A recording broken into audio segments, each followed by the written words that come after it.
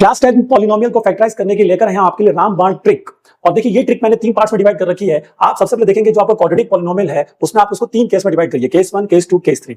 पहले आप ये देखना है कि ए बी सी जो कोएफिशिएंट्स होते हैं, कांस्टेंट टर्म्स होती है पॉलिनोमियल की, उनमें कौन जीरो है और कौन जीरो नहीं है। देखिए ए कभी जीरो नहीं होगा, क्योंकि अगर ए जीरो हो गया तो ये क्वाड्रेटिक ही नहीं रहेगा, तो इसलिए ए कभी जीरो नहीं होगा। तो we have to focus on only B and C. अगर बी भी जीरो नहीं है और सी भी जीरो नहीं है तो आप अपने पॉलिनोमियल को फैक्टराइज करने के लिए लगाएंगे मिडल टर्म स्प्लिट मेथड। ठीक है, middle term split method.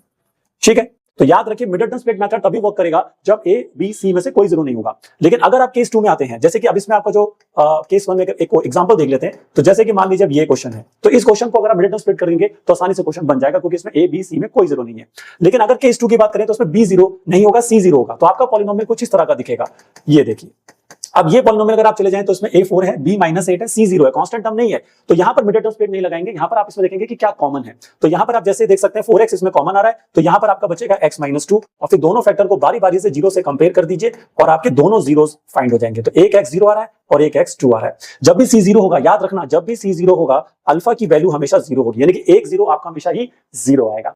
Case 3 में अगर आप देखेंगे तो आप देख सकते हो उसमें b 0 होगा लेकिन c 0 नहीं होगा, यानी कि मिडल टर्म जो बीच टर्म होता है पॉलिनोमियल का वो 0 होगा। तो इस केस में आपका पॉलिनोमियल कुछ ऐसा दिखेगा, x² माइनस में 5। तो अब यहां पर आप देख सकते हैं कि a हमारा 1 है, b हमारा 0 है और c हमारा -5 है। तो इस केस में आपने फॉर्मूला लगाना है a² माइनस b² का। जो अलजेब्रिक आइडेंटिटीज होती है वो आप यहां पे लगाएंगे, a² माइनस b², तो ही ये क्वेश्चन आपका सॉल्व हो पाएगा। तो ध्यान रखना लास्ट केस में फॉर्मूला लगा देंगे। अब यहां पर आप देख सकते हैं 5 एक परफेक्ट स्क्वायर नहीं है, तो उसको हम √5 का स्क्वायर लिखेंगे और उसके बाद हम a - b और a + b लगा देंगे और दोनों को बारी बारी से अगर फैक्टर को 0 से कंपेयर करेंगे तो x - √5 0 होकर देगा आपको x बराबर √5 और x + √5 0 के बराबर होकर देगा आपको x - √5। यानी कि आपको ध्यान रखना है कि जब c आपका 0 नहीं होता, b 0 होता है, तो अल्फा और बीटा की वैल्यू सेम आती है लेकिन अपोजिट इन साइन होती है। तो ये 3 केसेस में आप अपने पॉलिनोमियल को डिवाइड करें और आपका क्वेश्चन हमेशा बन जाएगा। इसी तरह की इंटरेस्टिंग वीडियो अगर आप और देखना चाहते हैं तो हमारे चैनल को सब्सक्राइब करिए। धन्यवाद।